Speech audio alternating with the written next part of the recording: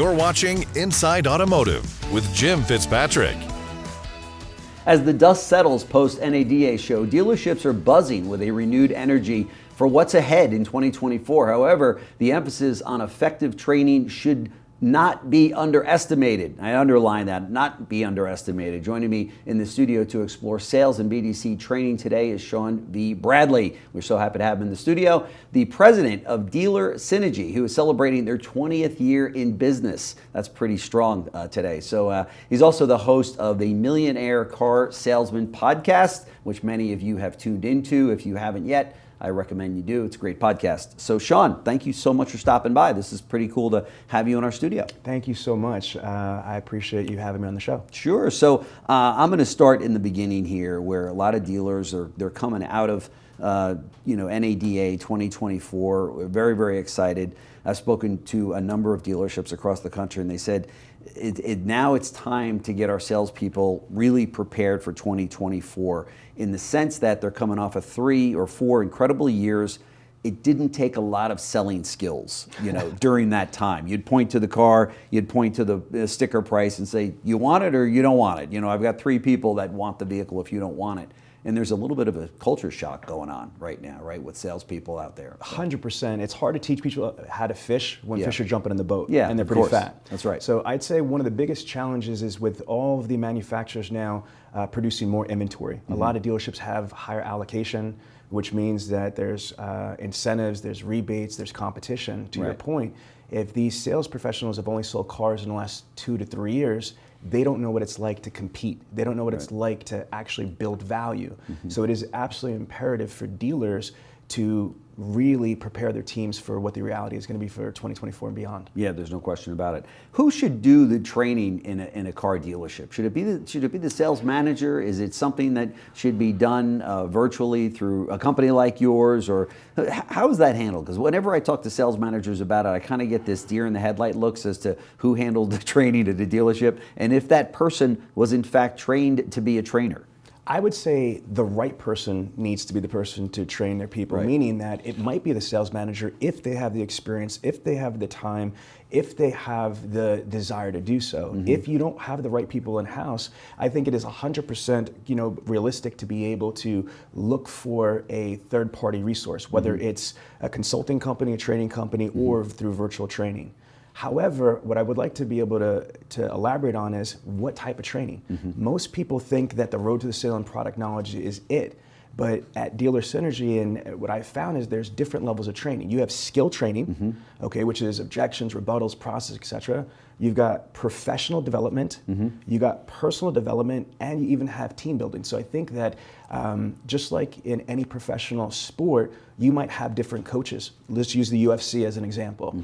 You might have a striking coach, a wrestling coach, a jiu-jitsu coach, etc. But you're trying to cultivate the ultimate fighter. That's what UFC stands for. Right. If you want the ultimate sales professional or the ultimate car person, you want to be able to diversify their training, and that might take diversified trainers. Okay, so you're saying that if I'm a dealer and I'm training my people to have the skill set to just go out and present the vehicle, do the 12-step walk around or 8-step or whatever whoever you subscribe to there, that's just one part of it. And that individual I'm training might not be motivated in life. They might have other things going on. They might not see the forest from the trees. So you're doing all of this with an individual that's not even prepared themselves to be taking the training and to go out and be successful on the showroom floor. Absolutely. Let's break this down. One of the oldest cliches in our industry is car sales is like your own business, or it's like having your own business.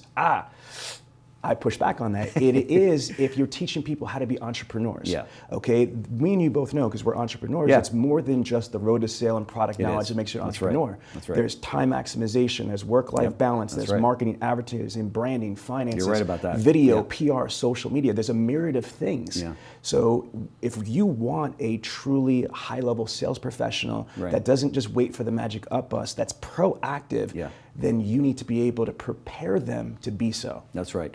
In today's environment, for so long when I got into the business many, many moons ago, the average car sales was expected to sell between 8 and 12 cars a month, like kind of 10 cars a month, right? Which if you're working 25 days a month, 24 days a month, that allows you to be highly, successful half the time, right? And the other half of the time it seemed to be okay. If you were an owner of a dealership today, how many cars a month do you think your average salesperson should sell? Okay, I want to preface that by saying that you mentioned the podcast. I study greatness in our industry. I've met and I've had the opportunity to interview and work with the Ali Rettas of the world, the Cody Carters, the Frank Crinitys, the Chrissy Burtons. These are people that, for example, Cody Carter delivered last year 1,408 units, all new cars, verified by Toyota manufacturer. Wow. He made $1.2 million on the showroom floor. That's phenomenal. So now I'm going to answer your question. Yeah. I would say that 20 is the minimum, in my opinion. In 2024 and beyond, if your average salesperson isn't selling 20 cars a month, then there's a lot of opportunity. Brother, there's 8 ways that a showroom salesperson could sell a car. Walk-in ups, be-back, internet, phones, prior customers / orphan owners, referrals, service conversions, and the lost auto prospecting. Right. The challenge is that the average salesperson, as per NADA, only utilizes 2 or 3 ways per month. That's right. So if they are trained how to diversify on all 8 ways, they should be able to increase, from the 9 to 10 that's NADA average to at least a 20 car average. That should be the bare minimum. All of the things you just mentioned, very valid. I agree with all of them. Do you think it falls on the shoulders of the sales manager? Do you think that's where the problem is? Because that's kind of the shepherd of the flock that says, okay, you're going to do what I ask you to do, but if the sales manager's never expecting this from their team and never helping them to develop those skills and push them, to the limits, you're not going to get it from most individuals. There's few real hardcore self-starters that come in, right? I would agree to some extent. I think it's like it takes a village to raise a child. Sure. I think it's more than just the sales manager of the dealership. I think that the salesperson needs to want to do more, be more, and achieve more. They should be proactive, looking at Google, looking at YouTube, watching CBT News, watching the Millionaire Car Salesman, whatever, getting that inspiration. Right. Second is from the dealership. I think it's got to come not just from the sales manager, but from the dealer principal. From the dealer principal or the GM needs to set the tone about the beauty of our industry. We are in an industry that you could literally make as much money as you can earn. And if that message isn't being hammered by the executive management down, I think it loses a little bit. But finally, the OEM. Whether you're Toyota, you're Ford, whatever franchise you are, I think that the manufacturer should also be giving that message that there's so much opportunity and maybe providing some type of knowledge resources. Right. And it's still one of those situations where salespeople will come in and say, I had 100 ups for the month, okay? I sold 15 of them, all right? What happened to the other 85? How come we're not holding those people accountable for maybe 85 opportunities that they had that either are still walking around wanting a car or they've taken delivery? Then the big question is, why did they take delivery at another dealership? Where are we missing it there? So again, it's the chicken or the egg. Yeah. In my professional opinion, I think it begins with the projecting and forecasting. I think it's faulty. Most managers, sales managers, desk managers, GSMs, they're going to look at their allocation, they're going to look at their 90-day rolling, they're going to look at all these weird variables. I don't care about any of that. When I train sales managers to train salespeople, I want them to begin with the end result in mind. What I mean by that is when you're doing a one-on-one with a sales professional, how much money do you need and want to make based on your financials, based on your goals, based on your situation? Once you benchmark that number, let's just say it's, I need to net $8,000. To do that, how much I need to gross? Approximately $12,000. So the question is, how am I going to gross $12,000? They need to know what their ACPC is, their average compensation per copy. So for example, if I am averaging $400 per copy, you know what I mean? That's including commissions, bonuses, spiffs, spins, all in. Then I need to sell 30 cars. Okay. If I'm at $500 ACPC, I've got to sell 24 cars. If I'm at $1,000, ACPC, I got to sell, 12 cars. You know what I mean? Again, depending how much money you need to make, you need to figure out how many cars you need to get there. Then the next question is, where you're going to get your cars from. So again, in the beginning of the month, if you want to sell 20 cars, for example, okay, where are you going to get those cars from? Right. Reverse engineer the steps. Right. How many are going to come from walk-in? How many are going to come from B-backs, to your point? I agree with you. They're leaving too much on the table. How many from internet? How many from phones? How many from prior customers, orphan owners? How many from the service department? How many from referrals? How many from prospecting? And then once you reverse engineer it, then you could be able, on a daily, weekly, monthly level, know how you're going to hit each one of those pools. I don't believe most salespeople, or even dealerships for that matter, start the first day of the month with a tactical action plan with GPS precision. Brother, most people, it's like the Christopher Columbus, they're looking for the North Star to get to their destination. Right. We are dealing with AI and advanced technology. If you project and forecast and create a roadmap, you'll have a higher probability of achieving your goals. Yeah, no question about it. Without a doubt. And do you think, therefore, the management team that's managing these men and women have got to also be, trained in this area and a new mindset to be applied? Yes, absolutely. You've been in the business a long time. Yeah. Unfortunately, when you get promoted to a sales manager, desk manager, GSM, that's where the education stops. Exactly. I don't want to say anything disrespectful to the managers that do stuff, but for the most part, one of the reasons is they're so busy. Yeah. But I want to share with you a quick little story from the 7 Habits of Highly Effective People with Dr. Stephen Covey. They have the story of the 2 lumberjacks, right? At first they're chopping down, and they're clearing a bunch of trees, and all of a sudden it's less and less and less. The one person says to the other lumberjack, "Hey, you think we should, sharpen the saw?" And the other guy's like, "No, I'm too busy cutting." Yeah. Sometimes dealers and managers, they're not getting the results that they need because they're so busy just doing what they do. That's so right. I agree. They need to get the new education, the new information, because we're in a new normal. There's no question about it. And the cars are now hitting the lots. There's not an inventory problem, obviously. No. That's over. But there is a customer problem and a closing problem. We've got more, now we have more customers than we have, or I should say we have more cars than we have customers, and that's kind of reversed over the last couple of years. But this is something that should be front and center for every dealer out there, right? I say it's funny because I see them all, dealers are going here and there to different technologies and things that are going to bring more customers into the funnel. And I'm thinking to myself, as a former trainer myself, what are they doing to spend money and time on the sales department and the management team to get those people ready for what 2024 is going to bring, right? Yeah. What I think, even more than training right now, we have a serious situation with CRM. 90% of CRMs are broken, not set up correctly. They have antiquated action plans. And the biggest calamity, I think, is that there's a misunderstanding. Let's just use a manufacturer. Let's just use Toyota, for example. Toyota manufacturer or any other manufacturer, they don't specialize or mandate or certify training for road to the sale. They do product knowledge training and product knowledge certification. Yep. Here is the misconception in our industry, is that when you get a CRM company that they're training on CRM. That is absolutely not true. Not one of these CRM companies do that. I'm on almost every advisory board from CRM, from Vin Solutions, eLead, Dealer Socket, all of them. Right. They teach you buttonology training. Yeah. So there's a lot of misinformed dealers and automotive professionals that think that if I go through Vin training or eLead training that I am now a CRM guru. No, you're not. Yeah. You've got buttonology and product knowledge training, but what about the action plans, the processes, the gestation periods, how to get people to secure appointments, how to get people to show up to these appointments? Sure. Those things are not in any CRM training. Right. That's so something. Wow. That needs to happen first, is to understand that there's buttonology and then operational strategy. Yeah. Now, the other thing is this. Let's say we spend thousands or millions of dollars annually at a dealership or dealer group to drive traffic to the dealership. Let's say we have an amazing team of people, but if your CRM is not set up correctly for the proper gestation period to follow up with leads, let me be specific. Internet purchase request.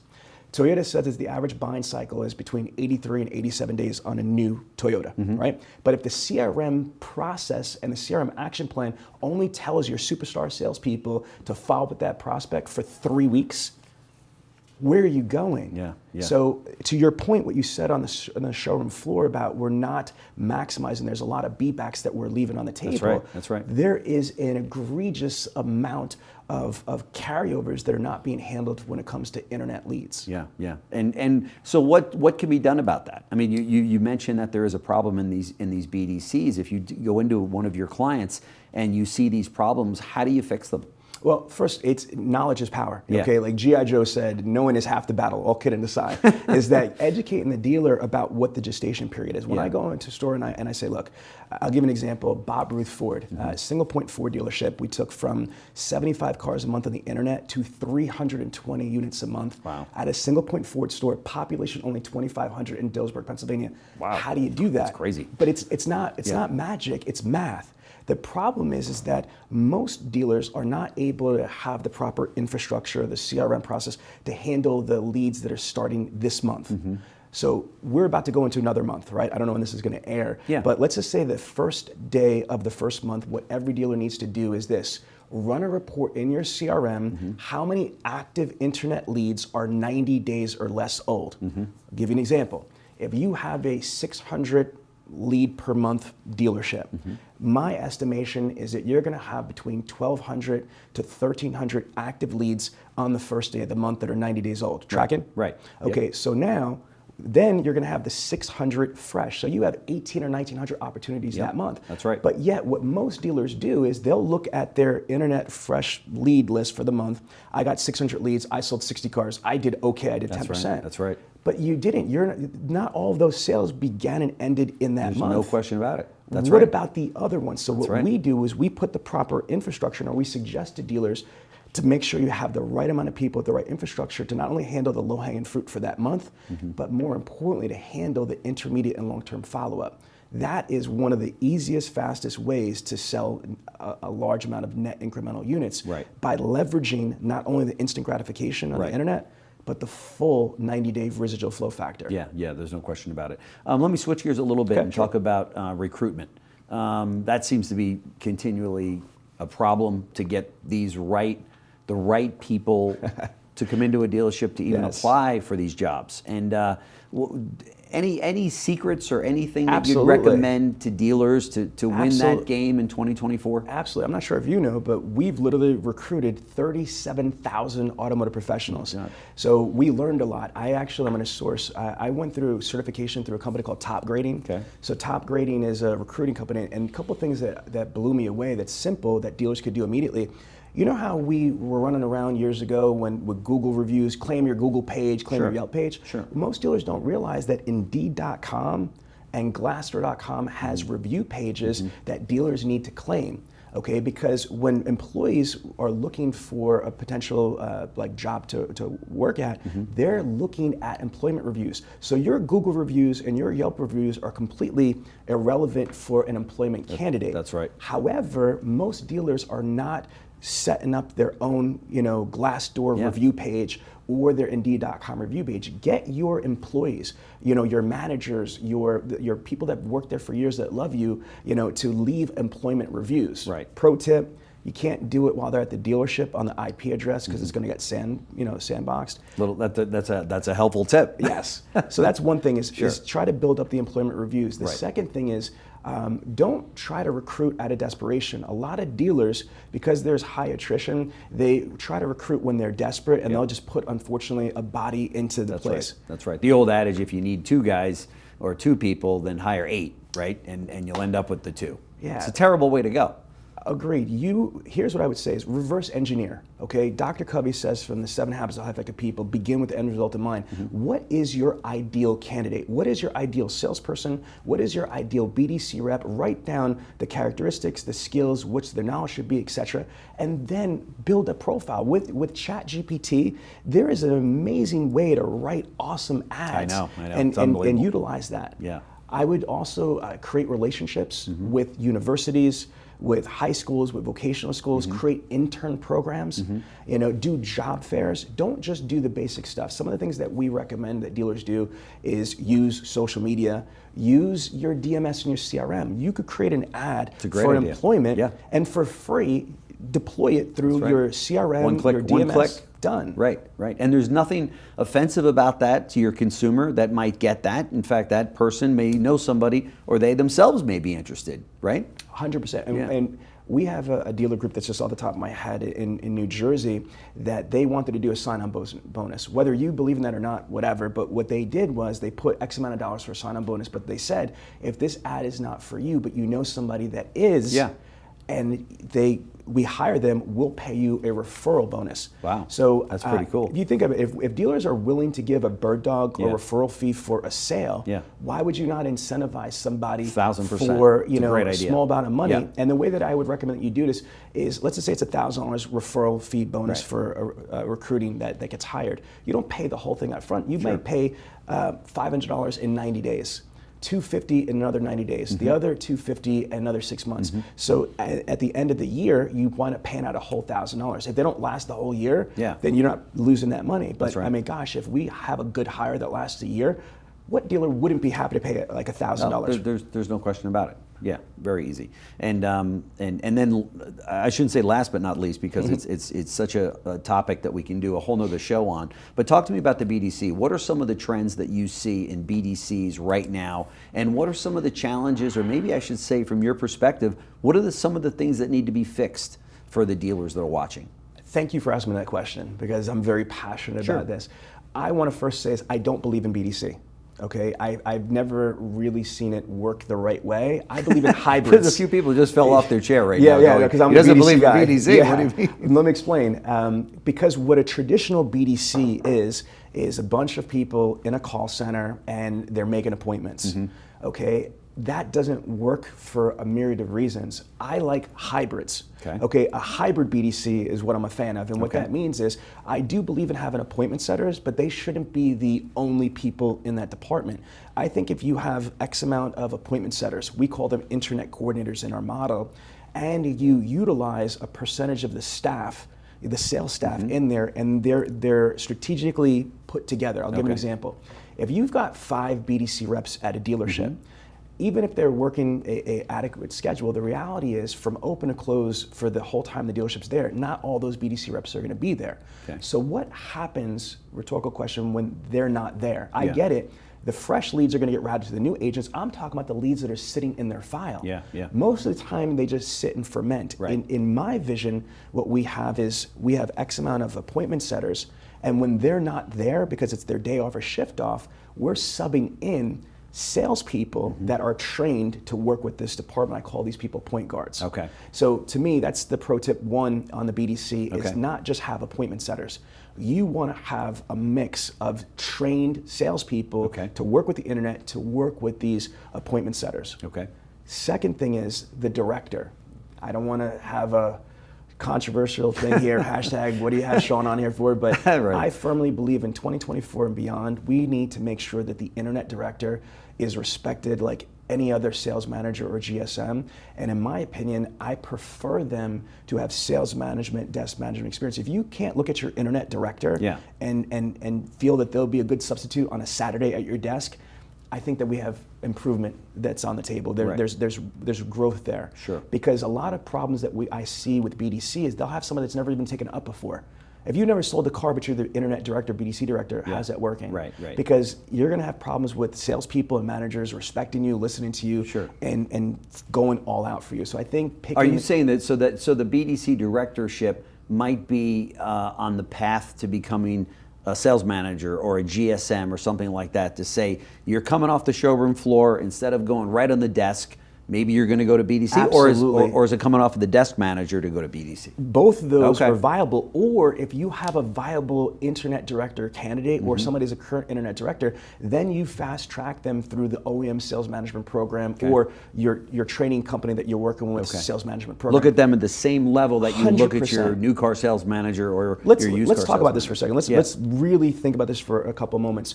NADA profile is 10 salespeople, 2 to 3 sales managers, GM, GSM, and F&I. All of that to sell less than 100 cars in the United States. Why? But yet... That is kind of crazy. Yeah, but then let's flip it the other way. And then we wonder why our expenses are so high.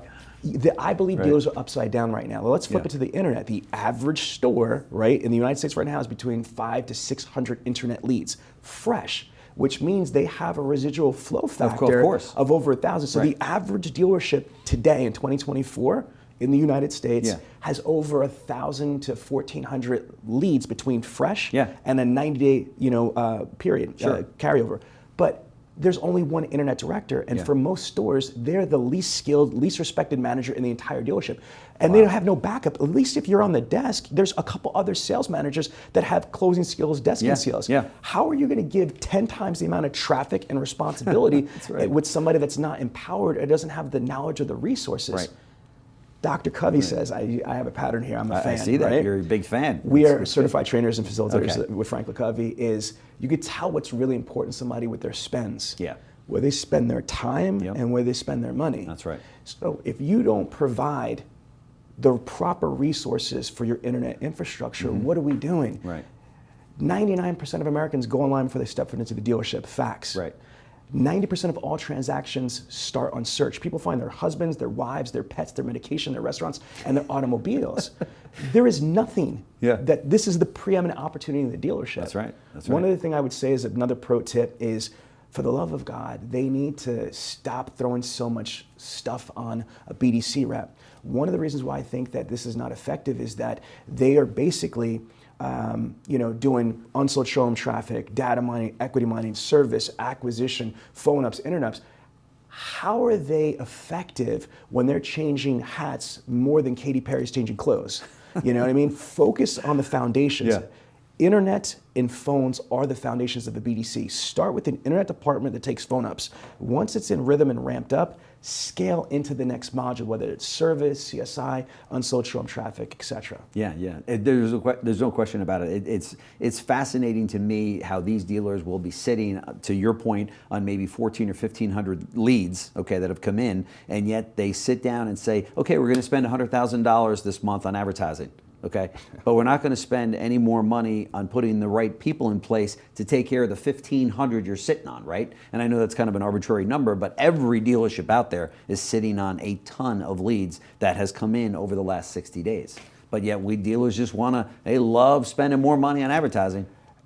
Listen, we work with Toyota manufacturer in the Chicago region. I'm very honored about this relationship. And I just did a presentation with them about internet and CRM. Here's the thing I ask everybody that's watching this show right now is go into your CRM, inspect what you're expecting. Just go to the processes, the back end, the action plans, and just look at the gestation. Look at the first one is sold. Brother, it'll blow your mind. I've done over 600 personal CRM audits.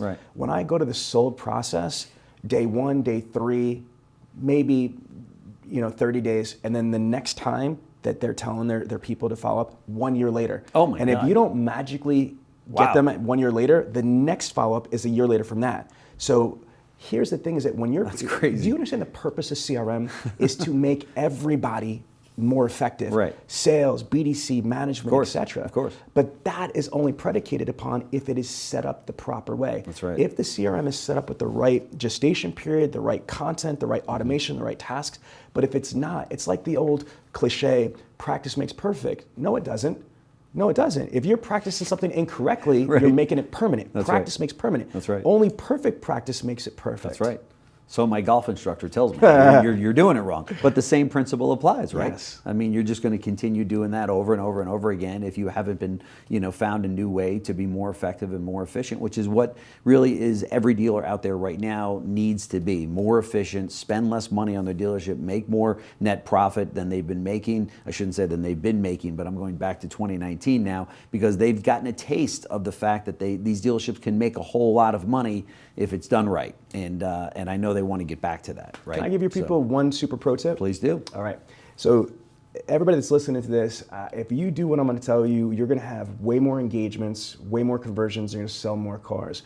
So the JD Power, I believe, says that the average internet prospect is searching 9 to 11 other websites. So if somebody's looking for a 2024 RAV4, they might be looking at other RAV4s, but they're also probably looking at Honda, Kia, Hyundai, Ford, Chevy, whatever. They might be looking at Car Gurus, Auto Trader, Edmunds, Kelley Blue Book. So there's all this. So you have to realize that there are probably 9 to 11 other dealerships or websites that are emailing, phone calling, and text messaging you. So here's the pro tip. Diversify your communication. In addition to email, phone call, and text message, start to use social media DMs.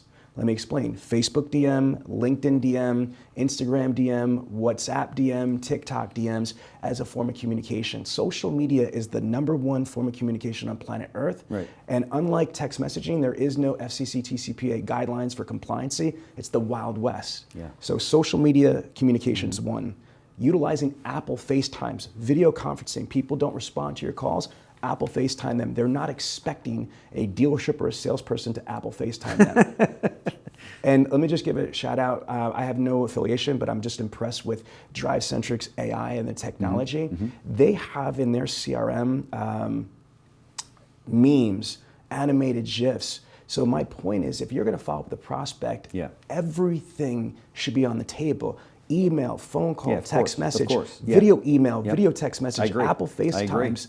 All these things. Use every tool necessary. Right. Most don't. They barely do phone calls, emails, and text messaging. AutoWeb says, and it was a formerly publicly traded company, AutoWeb says 50% of their entire national dealer base, we're talking about thousands of stores, they don't even respond to their prospects within 48 hours. Oh my God. In 2024. Oh my God. That's unbelievable. It's crazy. Yeah. And meanwhile, dealers will, tell you that they've got too many cars on the lot, and their floor plan is killing them, and the customer comes in and beats you up over price, and you can't make any money on these cars, and meanwhile, you've got all of these people in your own CRM that want those cars if given the opportunity, and also the way that people, dealerships are communicating with them is really at the forefront now, and they're 100%. failing. They're failing. I can remember when I was a dealer, and the person from the phone communication company would come in, and we would track our calls, and they'd say, "Well, let's listen to the last few calls," right? Oh my God! I'd say stop after the third one. Stop! I can't do this, right? They weren't answered with 3 minutes. You're waiting. The salespeople were terrible. I mean, that's still happening today in this industry. How about last week? We mystery shop, but we track tens of millions of outbound calls nationally. Yeah. And we've done stuff for OEMs, corporate, like doing mystery shops on a national basis for FCA. And I got to tell you, even in 2024, salespeople or BDC reps are not identifying themselves. When they're answering the phones, they're not asking for contact information. Yeah. They don't have process. And it goes to what you said earlier in the show. In the last couple years, we have been spoiled. Yeah. It's like the Thanos blip. Yeah. The Avenger blip is what just happened. You know what I mean? Like the whole world, because of COVID, just snapped. That's right. And we didn't have to do all that stuff. But we have to get back to the basics, because if we are not identifying who we are, asking who we're talking to, getting contact information, we're not going to be able to follow up if they don't magically show up. That's right. Sean V. Bradley, president of Dealer Synergy, host of Millionaire Car Salesman Podcast, author, speaker, trainer. This guy's been doing it for 20 years, and now you know why. Dealers are counting on him. I mean, that was fantastic. Thank you so much for coming in. Really appreciate it. Dealers that are listening to this conversation, check them out online. But really, I know that dealers are going to play some of this back because you have a tendency to talk fast because you're passionate about what you talk about. I do that myself sometimes. But so play it back, listen to it, and then share it with your team, because what he just gave you was stuff that can make you a pile of money right now in your dealership, and start doing those audits. And if you don't know how to do them, maybe call Sean, he'll help you with it. So thank you so much. Really Thank you for having me. I appreciate it. Great. Thanks for watching Inside Automotive with Jim Fitzpatrick.